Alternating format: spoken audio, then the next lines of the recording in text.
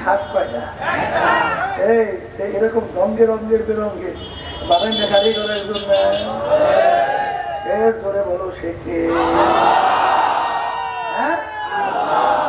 এরপরে শোনেন, আমার মালিককে চেনার জন্য কোরআনুল কারীম নিয়ে রিসার্চ করে, তাই আমার মালিকের পরিচয় পাওয়া। ঠিক না বেটি? কাফেরেরা যখন কোরআনুল কারীম নিতে যখন আল্লাহ রাসূল সাল্লাল্লাহু আলাইহি ওয়াসাল্লাম আল্লাহ নির্দেশ করলেন, হাবিব গো ওদের সঙ্গে এত ঝগড়াঝাড়ি দরকার কি? এই 30 পারা কোরআনুল কারীম 114 সূরা, এর ভিতরে ছোট সূরা, এই পারলে একটা সূরার মতো সূরা পারলে বানাইয়ে দেখাও। আল্লাহ রাব্বুল আলামিনের নির্দেশ অনুযায়ী আল্লাহ নবী সাল্লাল্লাহু আলাইহি ওয়াসাল্লাম আল্লাহর ঘরের সঙ্গে চ্যালেঞ্জ দিয়া ছোট সূরা বানাইয়ে রাখছে। ওরা পড়ছে, কোরআনুল কারীমের সূরার মতো সূরা বানাইবে, কিন্তু যত দিক থেকে সেটা মাথা হাত বা লাগা অন্য অন্য কোন দিক থেকে মিললে পায় না, পায় না তো।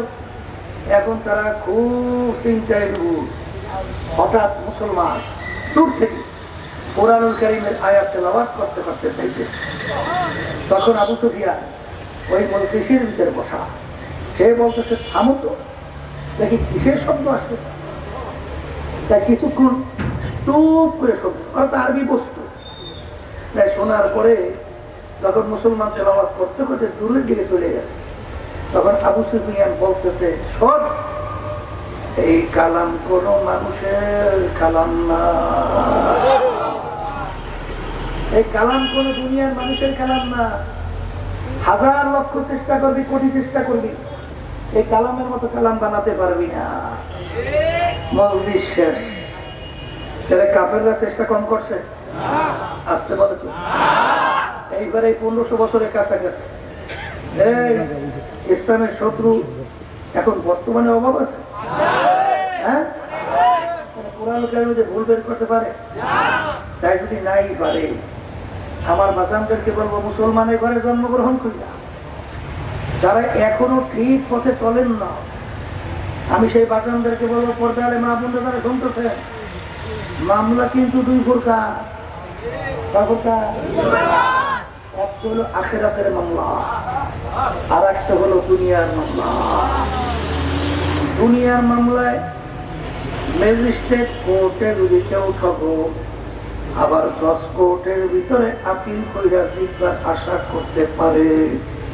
জজ কোর্টে ঠকলে হাইকোর্ট, হাইকোর্টে ঠকলে সুপ্রিম কোর্ট সিঙ্গেল বেঞ্চ, সেখানে ঠকলে সুপ্রিম কোর্ট ফুল বেঞ্চ, সেখানে ঠকলে প্রেসিডেন্ট কোর্ট, সেখানে ঠকলে আন্তর্জাতিক কোর্ট। এরকম ধাপ্পাইটা অনেক আপিলের সুযোগ আছে না নাই? কিন্তু কবরের যাত্রীরা তোমার আমার সামনে আখেরাতে 5টা মামলা দাঁড়িয়ে আছে। ওই মামলায় যদি খোদা না কাছে একবার কেউ ঠগ আর দ্বিতীয়বার আপিল করিয়া শিক্ষার কিন্তু আর সুযোগ না। ধরে বলেন আছে, বলেন আছে। এই জন্যই আমিনু কামা আমানাল্লাহ। এই কবরের যাত্রীরা ঈমান আনো। সাহাবায়ে কেরাম যেভাবে ঈমান আনছিল, এই সাহাবায়ে কেরাম যদি আমাদেরকে দেখতো, হয়তো বা মন্তব্য করে দেখলো সব কাফেরের দল। যদি আমরা তাদেরকে দেখতাম, হয়তো আমরা বলতাম সব পাগলের দল। কথা ঠিক কিনা? আজকে দুনিয়ার পরিচয় পাইছে, ক্ষমতার পরিচয় পাইছে, দলের পরিচয় পাইছেন, সম্মানের পরিচয় পাইছেন। এই জন্য ধরাকে ধরা না খুই না, যেরকম ইচ্ছা সেরকম নিজের জীবনকে চালা। কিন্তু আমার বাসানদেরকে বলবো পর্দারে মা বোনরা ধরা করছে, এই দুনিয়া সম্পর্কে তো মাঝে মাঝে মোরাকাবা করে। আল্লাহ রাসূল সাল্লাল্লাহু আলাইহি ওয়াসাল্লাম এই দুনিয়া সম্পর্কে বলছেন, আজ দুনিয়া যিবাতুন ওয়া তালিবুহা ফিরাক। হে আমার উম্মতেরা, দুনিয়াটা এবং দুনিয়া হলো একটা মরগের মতো মুদ্রা। এর পিছনে যারা পর্দা আখিরাতের স্থায়ী জিন্দেগি ধ্বংস করবে। আল্লাহ রাসূল সাল্লাল্লাহু আলাইহি ওয়াসাল্লাম বলে, এরা হলো দুনিয়ায় কুকুরের দল। কথা ঠিক না? ঠিক। মান কানা ইউরিদু হারতা দুনিয়া নুক্তিহি মিনহা। আল্লাহ রাব্বুল আলামিন বলেন, তোমরা যদি আমার কাছে কেউ দুনিয়া চাও আমি তাকে দুনিয়া দিয়ে দেব। ওয়ালাইসা লাহু ফিল আখিরাতি মিন খালাক। কিন্তু কিয়ামতের ময়দানে আমার কাছে আর কোনো অংশ পাবা না। এর জন্য সাহাবায়ে কেরামরা আখিরাতের ব্যাপারে যে গুরুত্ব দিত, দুনিয়া তাদের কাছে কোনো পাট পাতার মতো মূল্য ছিল না। কথা ঠিক কিনা? এখন এই কথার মাধ্যমে কেউ বুঝছেন না, হুজুর তাহলে দুনিয়া বুঝি কামাই করা যাবে না, হুজুর দুনিয়ার বুঝি ব্যবসা বাণিজ্য সব ছাড়িয়ে দেওয়া লাগবে। না না, এই কবি এক কথায় দুটো দুটো বলছিলেন, দুনিয়া দুদাবার বাহার কারে কে বাসিবা খোদাবার। হে আল্লাহর বান্দা, শোনো, আমার মালিক কিন্তু তোমাকে দুনিয়ার কার্যক্রম, ব্যবসা বাণিজ্য, চাকরি বাকরি সবকিছু চাইয়া তোমাকে জঙ্গলে যাই ইবাদত করার জন্য আমার মালিক কিন্তু বলেন নাই। কিন্তু মালিক বলছেন যে ওই দুনিয়া তুমি কামাই করিও না, যেই দুনিয়াটা আমার মালিক দেখি না। এই যে বর্তমানে বাংলাদেশের মধ্যে চাঁদাবাজি চলছে, সবই তো হালাল।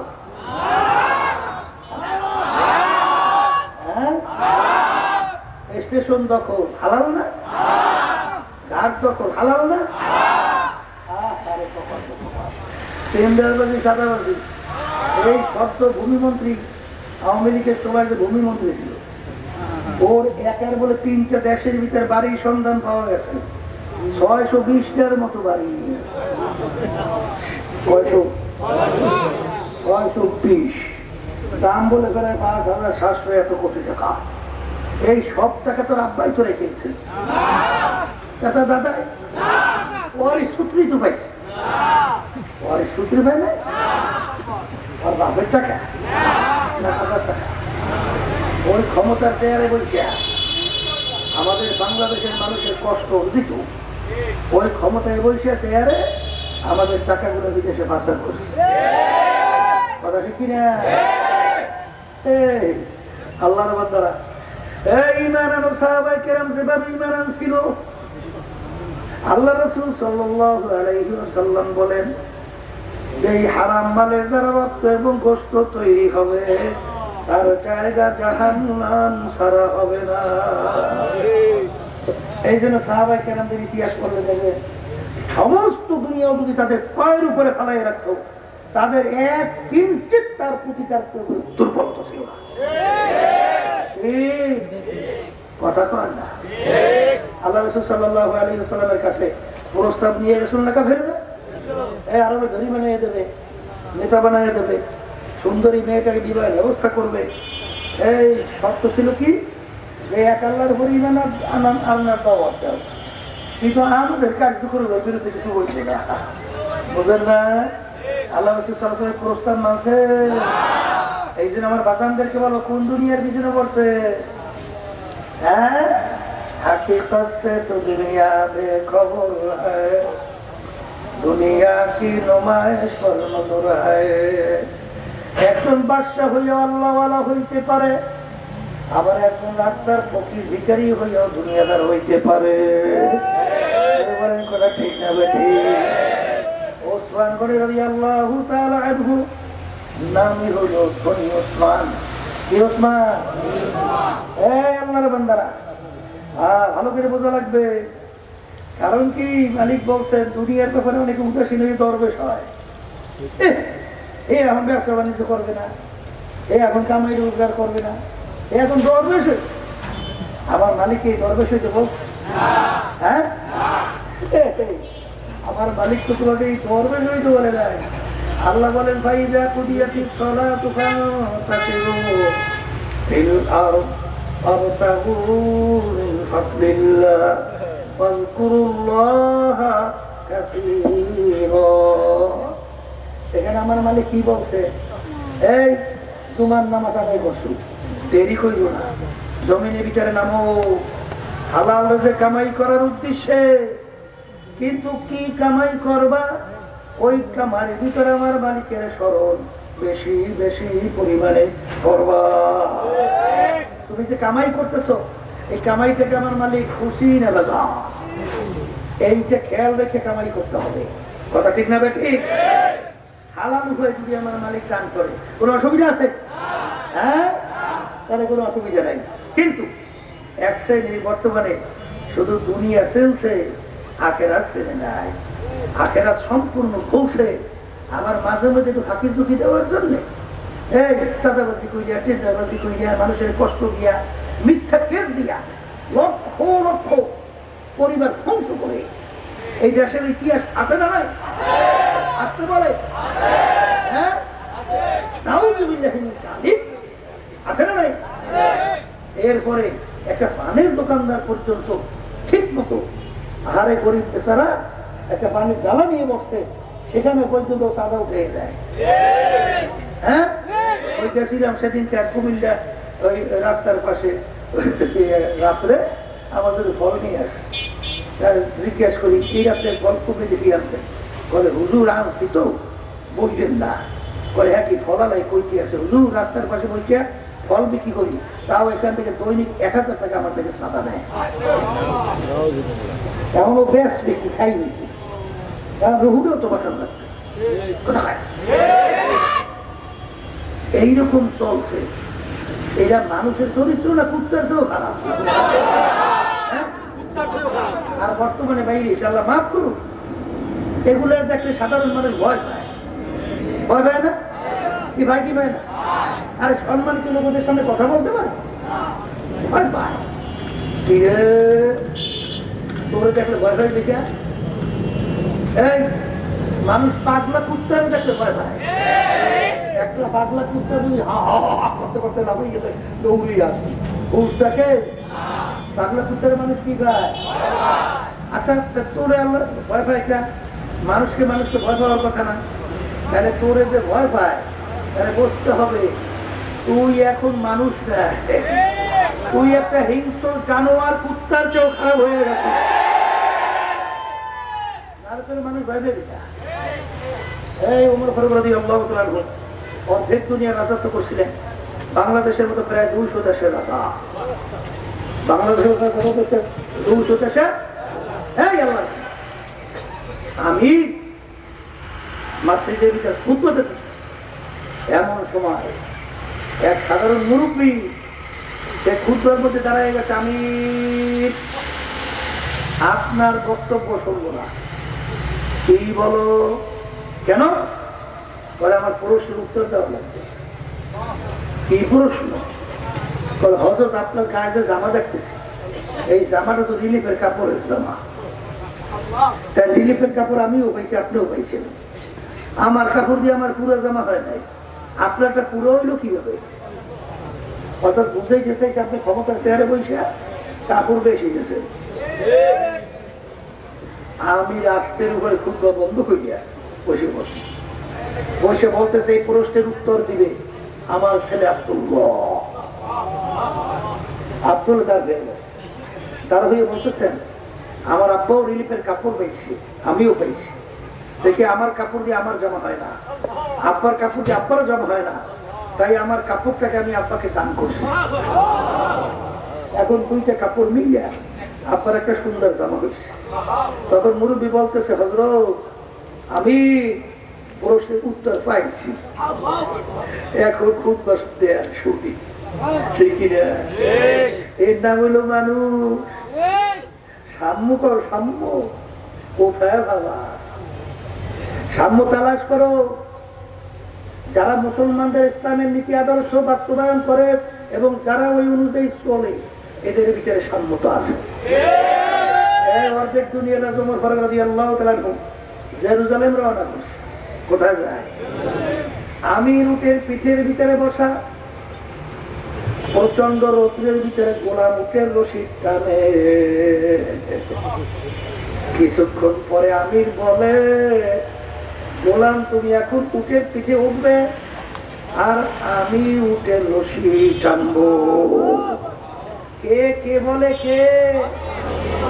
অর্ধেক দুনিয়ার রাজত্ব করছে এই বাংলাদেশের 200 দেশের রাজা। গোলাম আশ্চর্য বলতেছে, হযরত বলেন কি, আপনি উঠে বসে টানবে? মানি এই গোলাম, আমি হুকুম করছি, মানা লাগবে। এই তুমিও মানুষ, আমিও মানুষ, আমি খুব ছায়ার মধ্যে আরামে থাকবো, আর তুমি রোদের ভিতরে পুঁজে তোমার চামড়া ভালো হবে।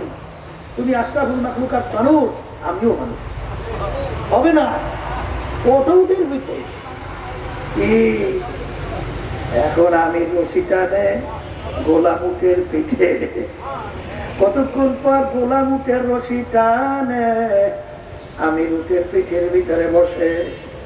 আল্লাহর কুদরত যখন জেরুজালেম পৌঁছলো, তখন উটের রশি টানার পালা পড়ল আমিরুল মুমিনিনের।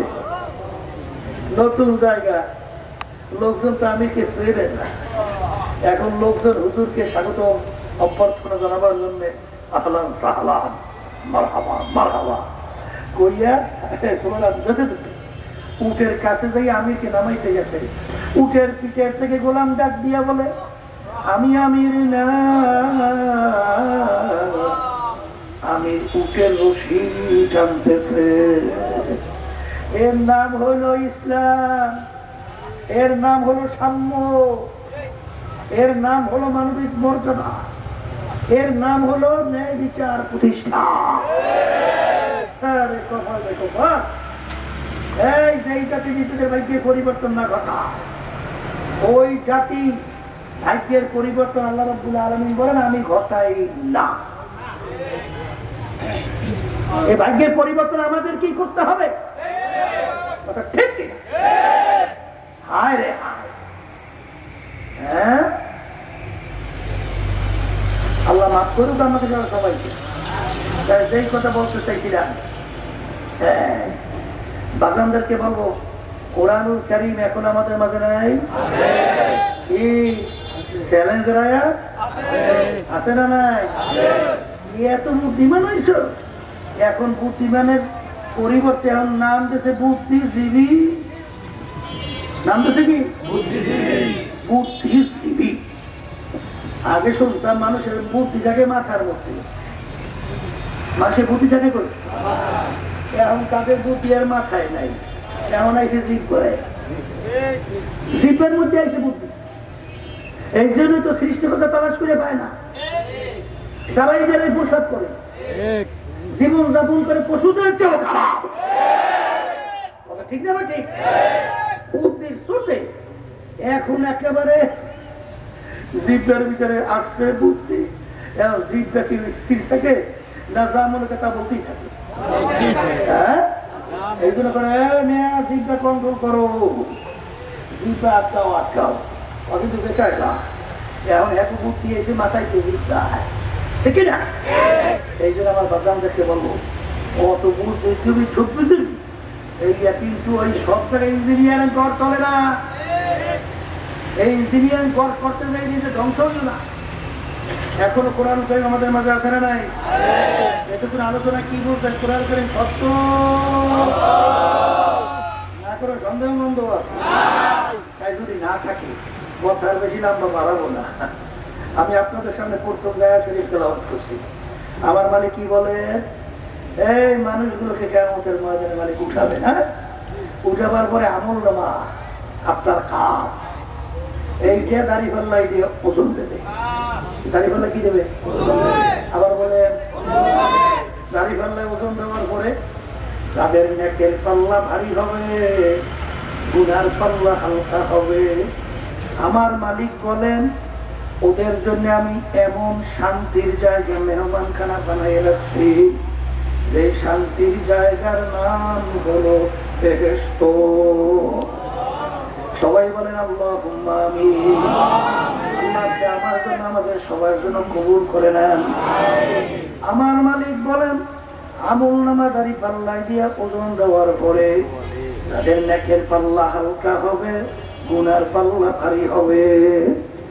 ওদের জন্য আমি এমন শাস্তির জায়গা বানায় রাখছি, যে শাস্তির জায়গার নাম হলো জাহান্নাম। আল্লাহ আমাকে আমাদের সবাইকে মাফ করে দেন। বাজান এখানে তো আমরা সমস্ত কার্যক্রম ফলায় কেন আসলাম? নেকের পাল্লা ভারী কইরা, গুনার পাল্লা হালকা কইরা চিরস্থায়ী শান্তির জায়গা বেহেশতে যাওয়ার আশায়। কথা বলে না? অন্য কোনো উদ্দেশ্য আছে? তাহলে এই আশায় যদি আসি, তাহলে নেকের পাল্লা কি ভারী করে, কি করা লাগবে? মুখ খুলে বলেন নেকের পাল্লা ভারী করা লাগবে। ঠিক আছে? এখন নেকের পাল্লা ভারী করতে মন চাইলেও অনেকে কিন্তু পারে না। পারে কিন্তু না পারার কারণ পিছনে অনেক শত্রু আছে। এর ভিতরে মানুষ শয়তান, আর একজন জিন শয়তান, আর একজন হচ্ছে আমরা শত্রু। কথা ঠিক কিনা? এই শত্রু থেকে বাঁচার জন্য আমার মালিক তোমাকে আমাকে হুকুম করেন, তোমরা সাদিকিন বান্দাদের সঙ্গী হও। একবার দিনের দিন তুমি ভালো মানুষ হইতে পারবা, তুমি নেকের পাল্লা ভারী করার পরিবেশ করতে পারবা, কুড়ার থেকে ফেলতে পারবা। এই যে আমার বাজানদেরকে বলবো, তুমি কার সঙ্গে চলো চিন্তা ভাবনা কইরা সামনে পাবারাও। সৎসঙ্গে স্বর্গবাস, অসৎ সঙ্গে সর্বনাশ। কথা ঠিক না বেঠি? এই কবরের যাত্রীরা কার কখন কোন সময় ডাক আসবে তোমারও জানা নাই, আমারও জানা নাই। দুনিয়ার জিন্দগি কিন্তু ফাঁকি, দুনিয়ার জিন্দগি কয়দিন। আমার মালিক কুরআনুল কারীমের মধ্যে তোমাকে আমাকে স্মরণ করার জন্য বলেন, একজন আর একজনকে জিজ্ঞাসা করবে কিয়ামতের ময়দানে, ভাই কামলা দিস না, আমরা দুনিয়ার মধ্যে কতদিন ছিলাম? একজনে উত্তর দিবে লাবিসনা ইয়াউমান আও বা'দা ইয়াউম, একদিন অথবা একদিনে কিছু অংশ মনে হয় ছিলাম। আর একজন বলবে না না,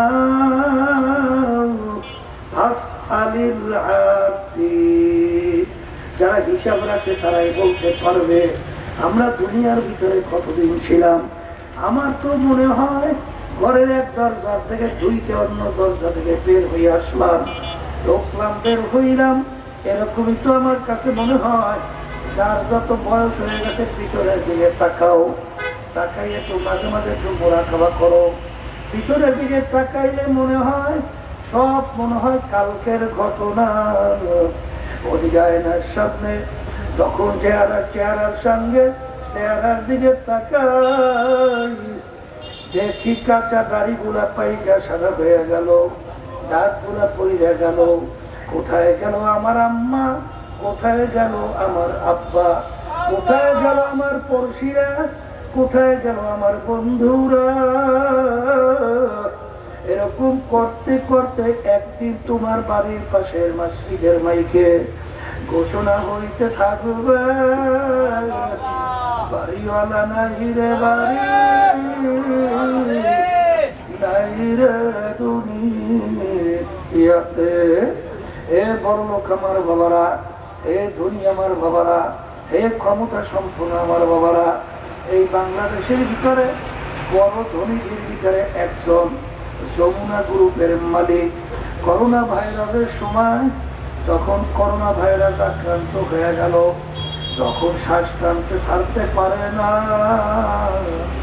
তখন ডাক্তারকে ডাক দিয়া বলে, ডাক্তার তুমি যদি আমার শ্বাস টানা ছাড়ার ব্যবস্থা করতে পারো, কলম কাগজ নিয়ে আসো, তোমাকে আমি সমস্ত সম্পদ লেখা দেব। ও আর তো শ্বাস টানা ছাড়ার ব্যবস্থা করতে পারে না।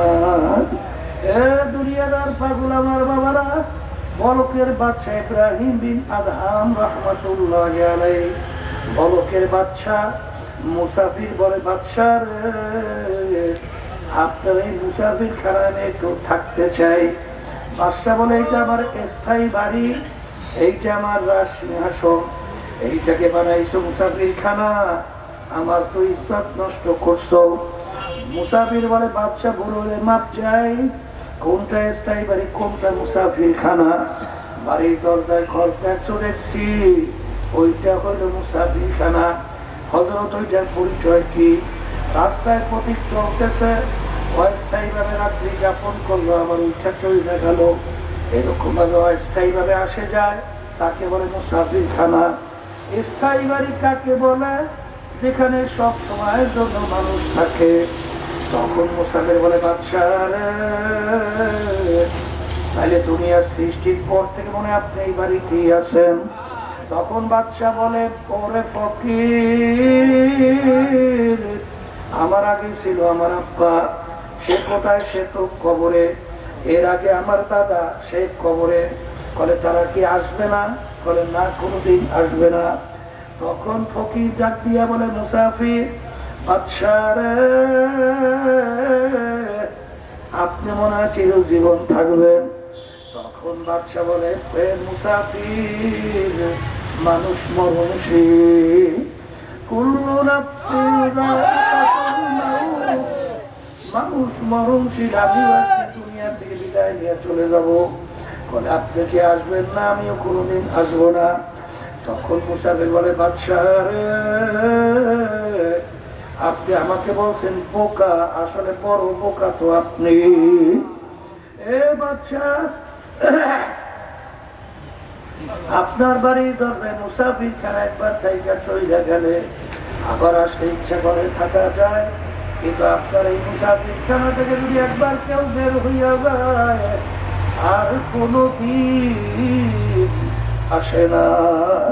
মুসাফির হাম তাহা সবা কবরা কর ঠিকানা, कोई आगे रवाना है, कोई पीछे रवाना। বলার সঙ্গে সঙ্গে বাদশার চিন্তার পরিবর্তন ঘটে গেল। আমি এই বাদশাহী দিয়া কি করব?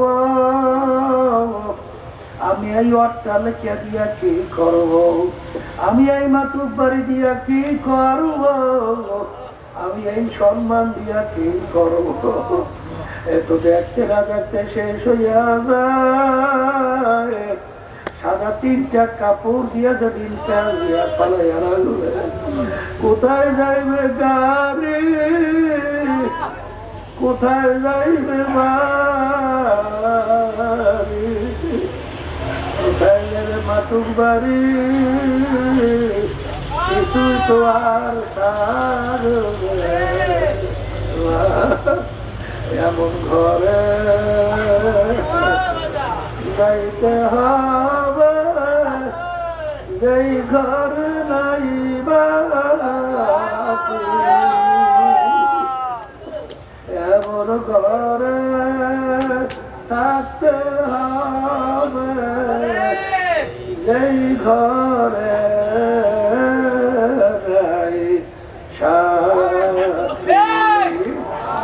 কবরের যাত্রীরা যেই মামলার তদবির নাই তার কিন্তু খালাস নাই। আল্লাহর ওদের ইতিহাস পড়লে দেখবা, সাহাবায়ে কেরামদের ইতিহাস পড়লে দেখবা, তোর কই নেই যে এই শব্দ বাইরের শব্দ একটা করবে নাকি? কই নেই এখানে কুতুবি করতে আসবে না। আল্লাহু আল্লাহ। এই জন্য আমার বাগানদেরকে বলবো, পর্দারে মা বোনদেরকে বলবো, বাগানদের তোমার কবরে তুমি যাবা, আমার কবরে আমি যাব। তোমার কবরের প্রশ্নের উত্তর তুমি দিবা, আমার কবরের প্রশ্নের উত্তর আমি দেব। বাগানরে তলা দড়ি ছাড়ো, নেকামুল বাড়া, আমার মালিকের পাগল চোখে পানি নিয়ে কলম নরম কইরা আখার তারবার মালিকের কাছে দুই হাত উঠাইয়া করুণ সুরে ডাক দাও, এ আমার দয়ার মালিক, নাফরমান তোমার দরবারে হাজির। আমার মালিককে ডাক দিতে দেরি, আমার মালিক তোমার আমার ডাকে সাড়া দিতে দেরি করবে। দুনিয়াদার পাগল আল্লাহ রাসূল সাল্লাল্লাহু আলাইহি ওয়াসাল্লাম বলেন, কবর তোদেরকে দৈনিক ডাক দেয়, আব্দুল করিম ارجعوا أنا بيت الوحدة أنا